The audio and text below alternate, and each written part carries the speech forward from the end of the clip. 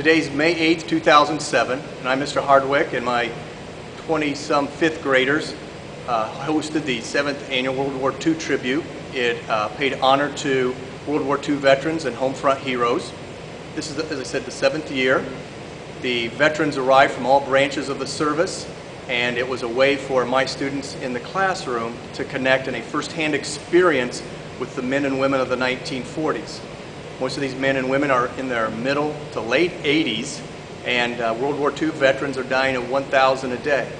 So from a school teacher's point of view, it's these kind of opportunities I need to take advantage of now to connect them with these men and women, because in a few years I'll not have this opportunity. They'll not be here. So each year we go through what they did for our country. When we talk about World War II in our 5th grade, we talk about the Holocaust. We talk about being attacked on December 7th, 1941, when Hitler declared war just a few days later. And from that learning, we start integrating in this USO show into the classroom. And the students have an opportunity to rehearse and practice for different roles in the show.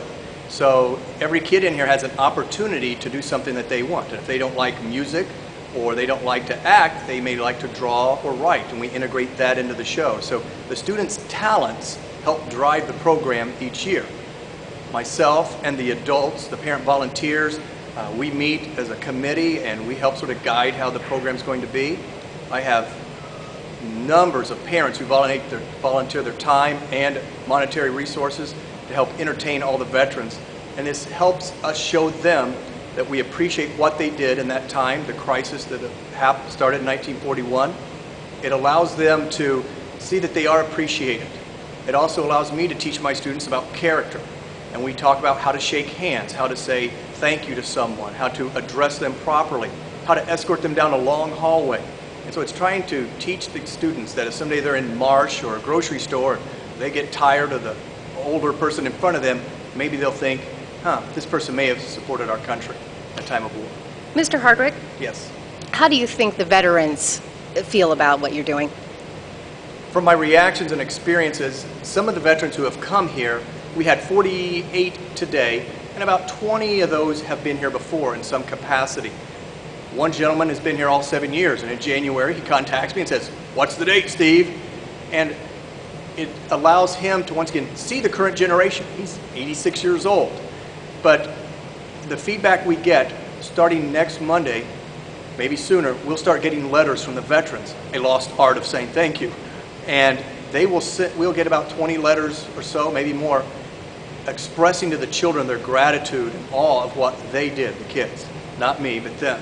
And then we put this in a booklet and we give it to them. And many of them have told us they had never received an official thank you for their service. And they were never complaining.